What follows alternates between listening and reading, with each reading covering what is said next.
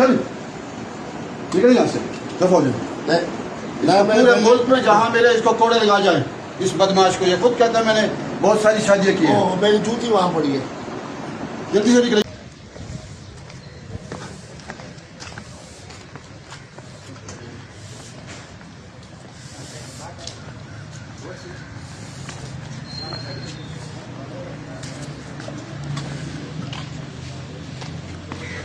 साहब आप यहाँ से चलिए, मैं नहीं तो गोली मार दूंगा। अल्लाह अकबर।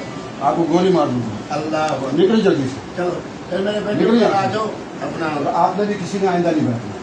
कोई इस बदमाश के साथ बैठा उससे मैं इलाज करूँगा। अस्सलाम वालेकुम। जब इंसान इसके देखे पाँचे कहाँ पहुँच रहे। चल निकल यहाँ से, दफा हो जाए। पूरे मुल्क में जहाँ मेरे इसको कोड़े लगा जाए इस बदमाश को। ये खुद कहता है मैंने बहुत सारी शादियाँ की हैं। मेरी जूती वहाँ पड़ी है। जल्दी से निकले यहाँ से। और आप लोग इनके साथ क्यों बैठे, इस बदमाश के साथ जो कहता है मैं बहुत सारी शादी करता हूँ।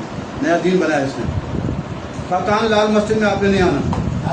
अगर लाल मस्जिद में आए तो मैं यहाँ आपको कोड़े यहाँ बांध के ना कोड़े लगाऊंगा या संसार करूँगा। हाजिर हाजिर जनाब हाजिर। यहाँ से